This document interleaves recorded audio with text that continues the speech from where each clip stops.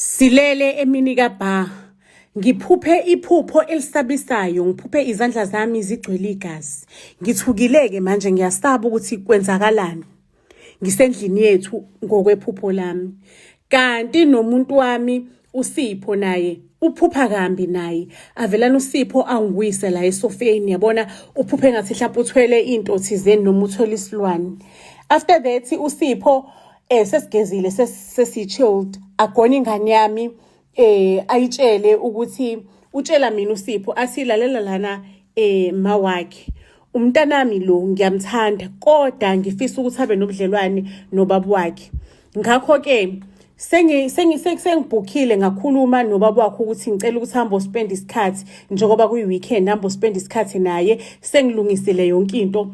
Nje na udriver uzomthatha umntwana, so ngiyacela, ngiyazi ukuthi umntwana ngiyamthanda akujiki indawo ngisawubaba wakhe, kodwa ngicela ukuthi abe nobudlelwane nobaba wakhe, amazi ukuthi ubani biological father yakhe. Ayike kanti umuntu wami ugodukisa ingane nje ungiplanele iphathi. Ngithe mangabe ngibuya ngizwe sekuthiwa surprise. Kuthiwa surprise endlini, umuntu wami beyathi angigqoke kahle siye edineni. Ibe mnandi iphathi, utshwala bugcwele buthe galo, khona abangani, khona bani. Siyakhruva ke manje like we are partying. Ayihambeke iphathi sekusele mina nomuntu wami sesigezile futhi sa freshen up. Kufreshen up mina kuphela, umuntu wami sena ngagezi kabili uzophunyelwa isithunzi. Uthi manje asambeni sihambe siyodla out, siyofana lazo usuku lethu sekusele mina naye sobabili. Sigcine sesihlekana ukuthi cha we are too drunk ukuthi singa driver sihambe siye ko-Groover, sesigroover la ngaphakathi sihambe siyodla or siyowenza whatever, we are too drunk. Sigcine sesigroover sobabili ke mina nomuntu wami la endlini uSipho. Hayi kwiqiqi mina ngazi kwenze njani Jess Maria ma uSipho nangu sengibeke isibhamu ekhanda. Hayibo sengiyatatazela ngicaba mhlawumbe sidlala i-role play or sidlala in uSipho sengibeke isibhamu ekhanda, uSipho angiguqise phansi ngasi isibhamu. Hawu kwenzakalani Sipho, kwenzakalani? Ngiyaxolisa umuntu wami, kwenzakalani? Sengenzeni? Ngintoni engenzile umuntu wami? Ngiyaxolisa, ngenzeni? Athi uSipho lalela umuntu wami, awenzile lutho. Uzoba umhlatshelo namhlanje, uzoba umhlatshelo ukuthi umthwalo wami uhambe kahle. Mina ngithwele ucamthi imali engaka ngiyithatha ngoba ngihlezi ngigroova nawe, ngiyithatha imali engaka ngithwele mina nezisu lezi ezihlezi zichithekela. Uzucabanga ukuthi awu isibele sosakha sitabambi kahle. Cha, lo ma miscarriage bekenziwa umina. Manje njengoba ke ungasakwazi ukuthi ukhulelwe ziseychitheke kwazi kwale mali isibeletho, so into ezokwenzakala uwena osuzoba umhlatshelo because umhlatshelo wami usudinga igazi lomuntu omdala. Hawu Jess Maria ma angisakhali, ngicela ungixolele mhlawumbe singayisebenza ngenye indlela, ikhona enye indlela esingenza ngayo le. Athi nje uSipho no uwena umnikelo iyezi inyanga yami manje. Isho inyanga inokhe. uSipho baxhawulana nalenyanga babingelelane, inyanga isho ukuthi hayi sekulungile manje sengiyahamba ngiyolungisa gcina iphasela lana ngizobe sengiyalanda iphasela ngisalungisa ngale. Ake ngempela uSipho ke usele usangikhombe ngesibhamu. Shoko into eyenzakalayo, ingane yami iye ngale kababwayo. Ubaba wayo wayibuyisele emuva wathi mina nginasikhathi sengane, njoba ngakulandeleli bucaba ukuthi mhlawumbe ngiyakuthanda yena kulandele ngoba nginasikhathi nawe ngikufuni. Ingane yami i-request phela ingane zamanje zonqeda ngisheshe udrive i-request ibona ukuthi ngizokwenza njani, udrive usehambile i-request into ebuyayo eyiletha lekhaya. Ingane lekhaya zamanje zihlakaniphile zo-clever. Nifika ingane ekhaya ifika kwenzakala lo msindo lo owenzakalayo. Ingane ivule umnyango ishaye umuntu wami uSipho imkhahlele la eyithweni zakhe impela zangasese eyikhwameni zakhe, imkhahlele icishe ukumjuqula iyikhwama. Ngibona i-opportunity ke mina because bengangibophanga lutho uSipho, ngiziphose kuyena ngendlela emangalisayo ngithi kuyobamba isibhamu. Wephethe ibhamu eziwu2 ngiyobamba ibhamu manje ngimuyisele phansi. Kusho ukuthi indoda nayiqinile velana idolo lami ngilihlohle lapha endaweni zakhe eyikhwameni zakhe, ngifike ngiyiminye ngedolo mase ngiyicindezela phansi sakuze idluthula ngedolo. khona azodedela ibhamu phela because indoda inamandla ikhwephe zendoda inamandla noma sengingaphezulu kodwa indoda inamandla ngicindezele kokuqala kokugcina ikhwama azagcine ibhamu ezidedelile. Waboshwa kanjalo ke uSipho sasala nomntwana wami sesicelebrate ukuthi uSipho is arrested, uboshiwe, bekafuna ukungibulala, efuna ukwenza imikhuba yakhe emibe engcolile ngempilo yami. Sasala kanjalo ke nomntwana wami celebrate nje ukuphunyuka empini enjengalena. Hayi bakwethu noma ngazi ke sengibona labantwana laba sebamawele.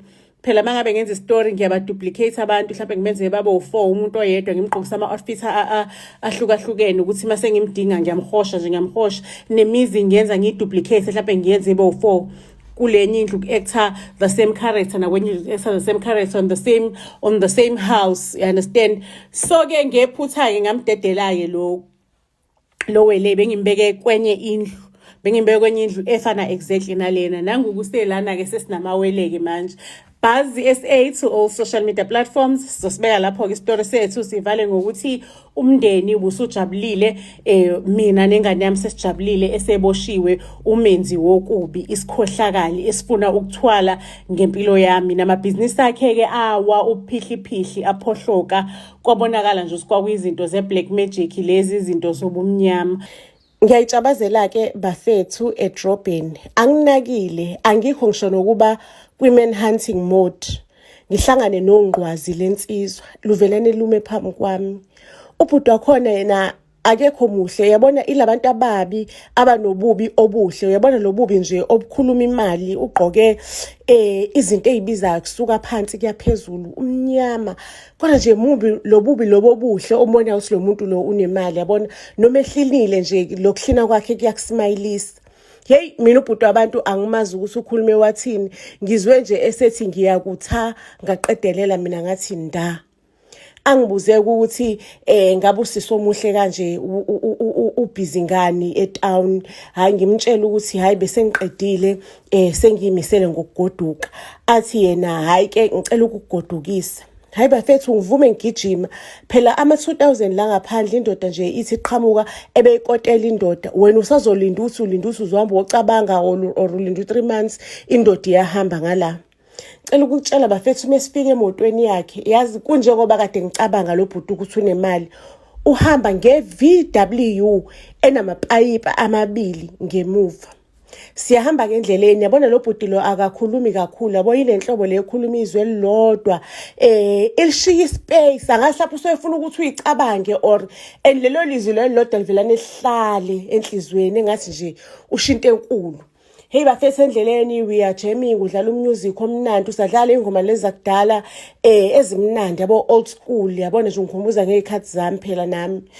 Cela ukutshela ke siyahamba ke nje kumnandi uyongibeka endlini. Shokuthi bafethu mina nobaloyi sesiyathandana ke manje. Sesiqomeni ingcaca ke bafethu ubaloyi aka romantic kanje, uyangikhipha wena emamall, ungikhipha emapaku, ungikhiphela kuphi, uthenga kwasani. Uyayazi indoda eunderstanda ukubaleka kokuthi wena njengomuntu wayo ni scroll nje nihambe nobabili abantu benibhekile benibona ni scroll nibambane ngezandla. Baloyi was that type of guy.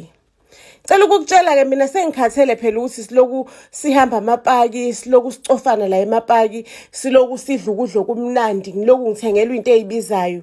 Hayi mina sengifuna phela ukuthi ngiyiswe ekamereni. Yazi nganke ngimbuke ngamehle ekamera nje ngithi indoda ayihlaphe namhlanje izothi namhlanje ngigoduka nawe. Dololo indoda. Cela ukukutshela ngelinye ilanga ke impela nje sathi sidla ngabe kukudla eceleni ngathi mina ngikhathele ukudla sengifuna lokho kunye. Ngagona kuyena ubaloyi. Ngambuka emehlweni ngamuthi njo, naye wabona ukuthi hayi lokugona lokhu kuyakhuluma xoxa indaba. Waqala kudaba lakho ubaloyi. Ngiyabona ukuthi lamehla akho lawa ayakhuluma afuna ukuthi mhlawumbe sihambe siye ekamereni.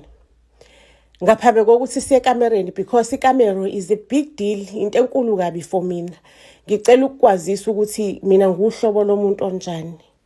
Mina njengoba ungibona nje engathi nginesimo soku-afforda zonke lezi zinto lezi ngiyisebenzele kanzima, kodwa hayi ngendlela edecent. ngisigebengu, ngibamba inkunzi nje, ngiyarobha, ngisigebengu nje esikhulu futhi esitshontshayo, esiplana ama-heist, esihlukanisa amabhenki, isigebengu nje eserious. Kuleyo moment bafethu mina uBaloyi besengigcwele ngaye, besengimthanda ngathi akufo okufayo. Kusizana ukuthi ube nesoka elingenampatho kodwa elingasisona isigebengu, unesigebengu esinempatho ngathi ayikuyobonakala phambili. Akufo okufayo bafethu, ngathi nje ngigcwala ngeghost, ngathi nje ngigcwala ngeghost. Cela ukuntshela ke sifike ke endlini yaBaloyi. Hayibo bafethu, iroom unyana nje. Hayibo kodwa mulibhekile phakathi line furniture expensive. Kodwa ngibuye ngisho ngithi phela izigebengu hlezi zinezimfihlo, ngathola ukuthi leli room ilona la acasha khona. Hayi ke bafethu, ngicela ukuntshela ukuthi it was fire, it was magic. Hayibo uBaloyi wayishaya into yakhona, ngazi noma mhlawumbe besengigcwele kakhulu ngaye noma yini. Cela ukuntshela ke mangabe sesiqeda ke lapha nami sengiyibona ukuthi ngumem, sengigqoke ishirt lakhe. Sihleli lapha yana ke siyabhema ke mina noBaloyi. Useyangixoxela ukuthi yazi nje sesiqala ngavelane nje ngaba spiritually connected to you. I am so connected mama, ngigcwele ngawe mama, ngiyakuthanda, kusho uBaloyi. Cela ukuntshela ukuthi uBaloyi ke aqaleke manje ayikhiphe indaba ayiqhulule, akhulume nje ngobugebengu bakhe, angichazele ukuthi usebenza kanjani, angitshele athi manje ungivulela isifuba sakhe athi you are the one, you are the one, ngifuna wena, ngiyakulobola, ngiyakushada. Mengibuya nje kwenza le heist siyashada mina nawe, ngiyakulobola, same day siyashada, same day sisakhumuzi siba nabantwana. Shokuthi uBaloyi ke usehambile ke uye kule heist le athe bazongqezula khona amamiliyoni. Ayike ngiyimemu ke nami ngiyapheka ke, ngifuna nje ukwenza ukuthi mekabuye ekhaya abuye nje yabona kubonakala ukuthi simjabulele. Kuphi khona uBaloyi akazange abuye. Lungishaye bafethu uvalo, ngahamba ngaya eBhayi eseduze nami bafethu, ngafike ngathi mimiliti lento le ephonswa ayishutha. Hayi kwangathi ishutha iza kancane, ngathi lethana amasavana wabekeni la kagcwala itafula. Hayi bafethu ngawancela amasavana, ngawancela, babhiza abantu endaweni eBhala bayadansa, abantu bajabulile. Uyabona abanye bashaya ikomoto ngalana. Hayi mina ngalana nje ngithi isavana nkosami ngicela ungiduduze savana, lapho uvalo lingenzani ukuthi inkosi kodwa simakade ngicela usindise lesigebengu. Ungangenzani baba ungithathele isigebengu usungiphile sona. Ngiyaqala mina uexperience uthando nje. Cabanga bafethu usukhulekela umuntu usibaba ngicela la ntshontsha khona ntshontshe kahle simakade. Ey bafethu ngize ngibuye endlini ke sengiyijubile ke manje sengilele ukuthi hey nanti isoka lingabuyi, kuzomela ngibe used to this because ngithandana nesigebengu, isoka lami isigebengu. Hake bafethu ngisalele kanjalo endlini afika uBaloyi angene bafethu uBaloyi, hey ngijabule kangivuse sihlale phansi, i-heist was successful. Mekafika nje angitshela ukuthi hayi bafethu mamazi ngithole ishaqana amamiliyoni. Because laphana besiyorobha iShayina, ama-China anemali kakhulu futhi akheles, bekuyi-heist enkulu leyo. Ngicela ukukutshela ke angitshela uBaloyi ukuthi imali yakhe uyifihle kuphi. Uthe nje eqeda ukusho ukuthi imali uyifihle kuphi sezwe ama-helicopter, sezwe iy'moto zamaphoyisa ey'ningi zigcwele ngaphandle. Waboshwa uBaloyi. Futhi mangabe efika ejele bangadlala naye, kwatholakala kwavumbuka amanye amacala, kwathiwa nje uzothola udilika jele. Ayi bafethu sengihleli laphayana ngine conversation nami, ukwabona uxoxa nawe qobo lakho. Mina nje uhlaleleni le ndoda le izohlala ejele, udilika jele, uzoloku uhleli la erumini layo uthembekile. Imali yabola laphaya, hamba uyolanda imali and then wenze enye into ezoreplace le yamali, ukuze mangabe kwenzeka mhlawumbe ngelinye ilanga le ndoda le ithi hamba uyolanda le mali ube suyireplaceile. Hayi okunye kuyaphika ngaphakathi kumina le ndoda le ingithandile bafethu ukuze kube kusekugcineni. Kodwa futhi nje kunezwe lisi sekuyikona ke kugcineni ke manje. Hamba uyolanda imali intombazane endini. Ngudrive ke bafethu u2 pipes wale ndoda. Ngiyahamba ngiyala le ndoda ithi ifihle khona le mali. Hake bafethu imoto bisayintsha kuyavuma vele. Mengifika emalini ngicela ukuntshela ukuthi mengibuya sengizivula isikhwama, ngangibuye nezizumbulu bafethu. Hayi imali yokudlala, imali enjengemali. Ubaloyi bekangangitshelanga ukuthi umalini laphayana because naye beyangasisho bengakayibali. Waboshwa nje engakayibali. Cela ukunitshela ukuthi angithenganga isithabathaba somuzi oseduze nolwandle with an intention yokuthi ngiyawushintsha lo muzi ngwenza ihotela. Hake bafethu, kusenjalo ngisahleli ke lapha esithabathabeni somuzi wami ngisaplana ukuthi nje leli hotela ngizolenza kanjani. Yabona ngithenga umuzi yabo lo muzi vele nje ongawenza vele ihotela osesimweni. Ngithola i-call ngisendlini yami ngisesithabathabeni. Uyabona man, le call inamba engayazi. Ngisayibuza ukuthi ubani lo. Ngibambeke i-call. Guess what? Ubaloyi.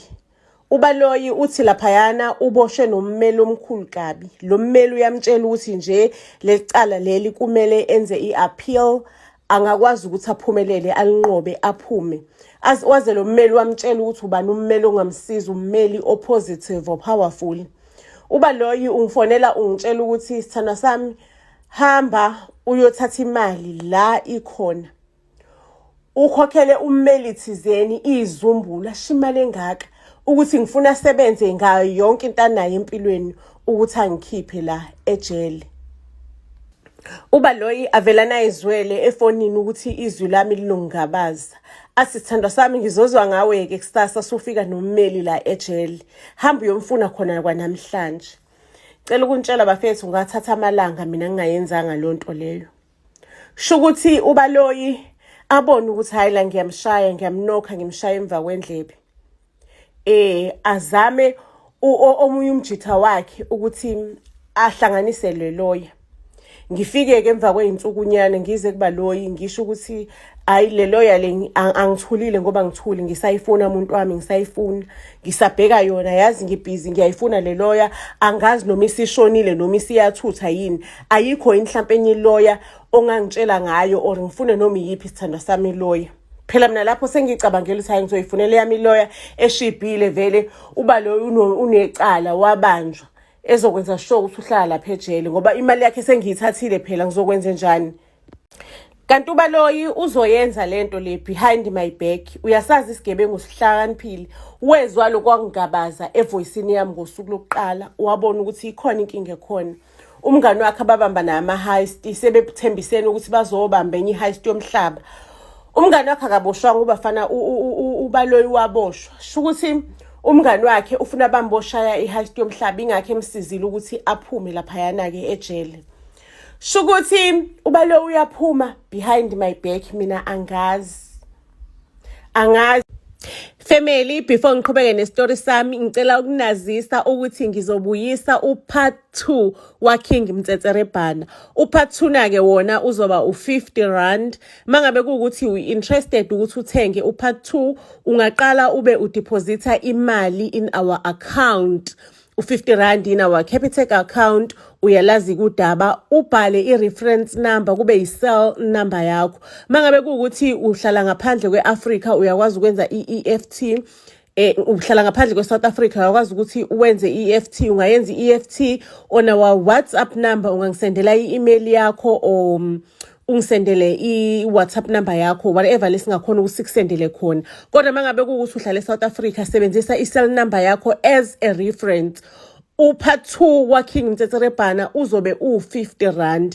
Mangabe kuukuthi mhlawumbe upart 1 awakamthengi imovie yethu le khona njengamanje uKing Mtsetserebhana u20 wona ungayenza ipayment yakho u20 and then ubhale inamba yakho i-cell number yakho as a reference and then at the end of the day njalo ntambama ngabo 6 o'clock kanje ngizobe sengiyakusendela ke i-link ya part 1 because part 1 is available already.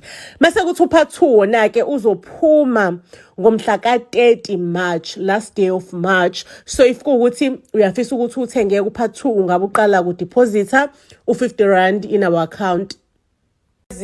Kunale RDP ebenginayo kwakuyikhaya lami lakudala yabo before ngithenga isithabathaba kwakuwumuzi wami ngangihlala endlini abafana ngiphinde ngihlale kwiRDP yami. Ngicela ukukutshela ukuthi ubafana ubaloyi wafike wayithi bhu phansi ngomlilo wayishisa iRDP yami. Shukuthi he was sending a message to me. Kwavela nekwacaca ngahamba ngathi ngiyomcheck ejele ngafica kuthiwa uphumile ngempela. ngabona ukuthi kuzomela ngimtrace ukuthi ngaze ubaloyi ukuphi kwenzakalani kanjani. Angisho ubaloyi wayengitshele sonke isitori ukusuka nokuhlala ukuthi ubani ade behamba nabo bage bengenobani wengasafihli lutho. Ngahamba ngayo spayisa lo mngani lo omkhiphe ejele.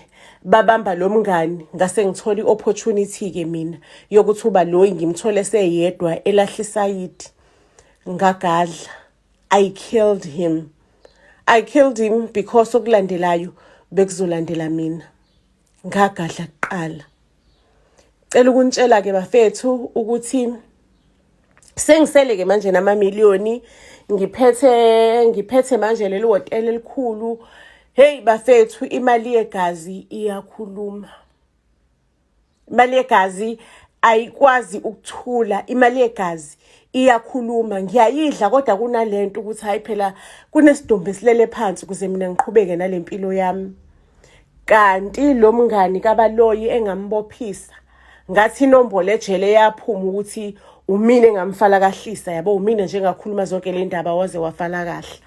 Hayi ke bafethu, umuntu kanti uzophuma ngenxa yokushoda kobufakazi. Mina ngazi ngiyaqhubeka nelife yami.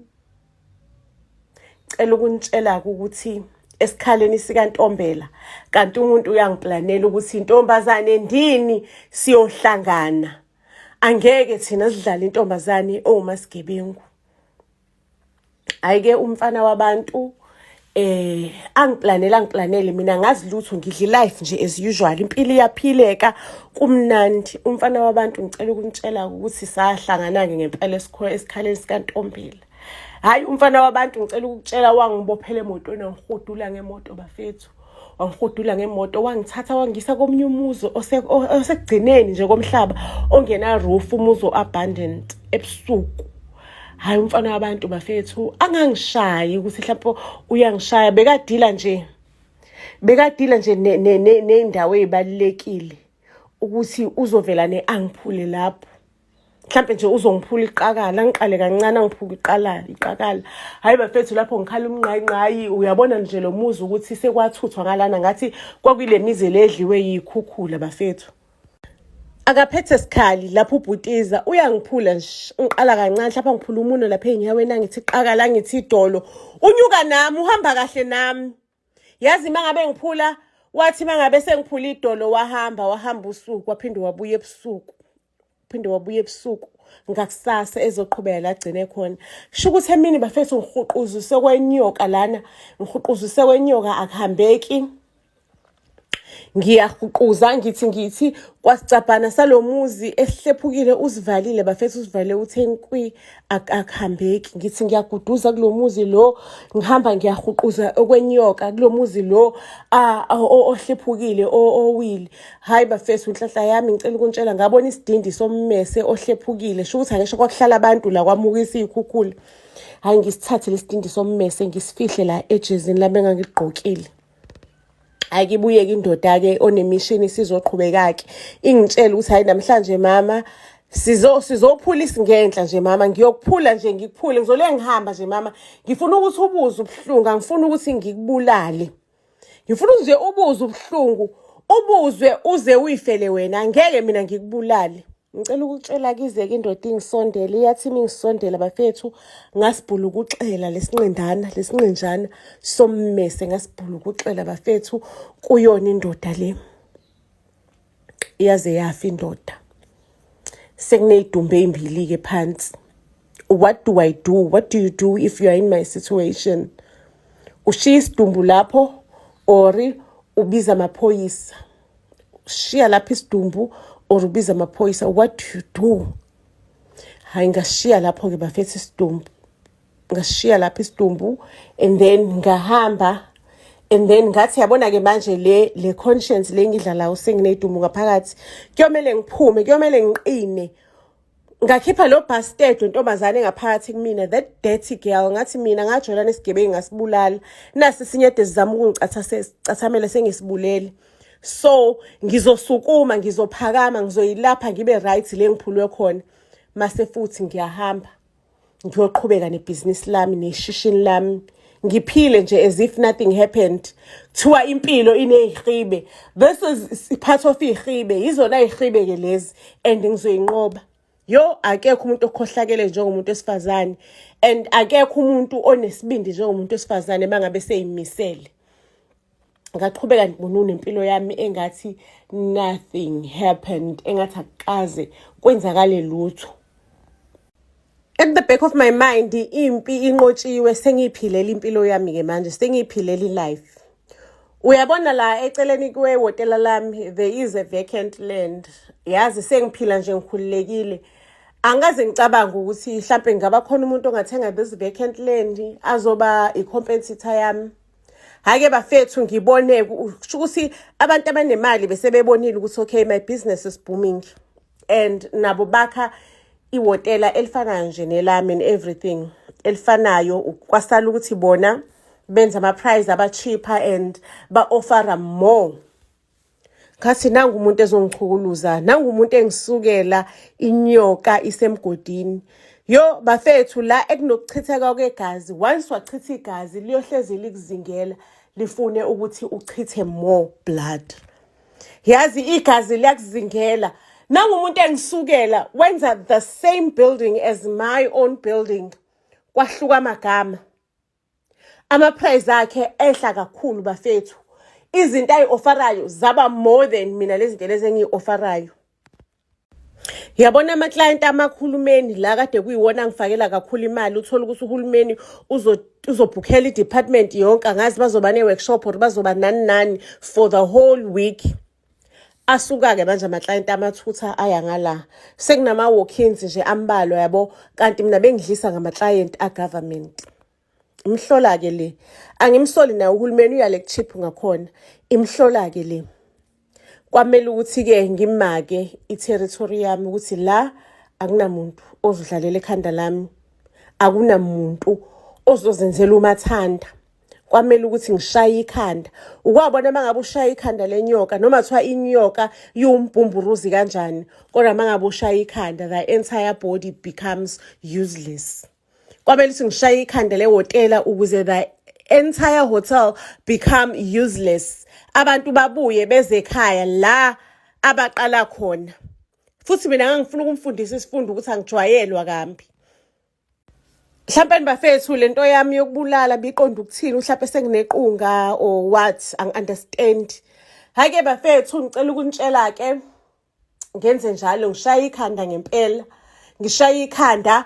Hake mase nami ngidlala igame yakhe ke le akade eyidlala lo muntu. Ngehlike even more than lo kade kwehlikileke. Ama-client amabuyeke bafethu eze kumina akasekho. Ihotela umuntu okade nombono wehotela sebeyazama bayapatanisa, kodwa nje nami sengiyababhitha at their own game. Ngicela ukunitshela ke bafethu, kanti mina angazi ukuthi nje kunophenyo olunzulu, olujulile, oluserious, oludeep, oluphenywayo. Yonke imino yaze yakhomba kumina ukuthi yimi umbulali, kwazi kwathola ngisho nobufakazi. Angisho phela ngisigebengu esingaphasile, ngisigebengu lesitshela ukuthi in kanti angazi ukuthi kunochwepheshe abakhulu abadlula mina. Bafethu, imali yegazi iyangibeka lapho ukuthi ngakhulu ukuthela ke ejele. Ngakhalakathela ejele. Ukuthi ke lamanye amacala ke asevuswa yini? Lawa amanye ukuthi isidumbu lesiyana ngathi nayo i-DNA yami yatholakala kulesiya sidumbu lesengangisibulalile le. Or ama-fingerprints or ina ngisho phela angisiyo clever, ngathi ngiyasula-sula kanti kuney'ndawo engasulanga kuzona. Angazi ukuthi yini into eyangihlanganisa mina nesidumbu saloyo yamlisa kanye nesakhe futhi uba loyi. Ngavukelwa impahla yamacala ejele. Hey bafethu, uma ngabe sengingaphakathi ke ejele, ngicela ukukutshela ukuthi laphayana ufika ukwatile udiniwe. Uzugcina usuhlala phansi. Uyibuza ukuthi kahle kahle lento le iqale kuphi, iqale nini. Yazi bafethu, lento le yaqala from that day ngithanda izinto engayi-afford. Ngithanda ukuthola izinto zamahala, ngithanda mina ukuphemparishwa, ngithanda ukunikezwa leya life.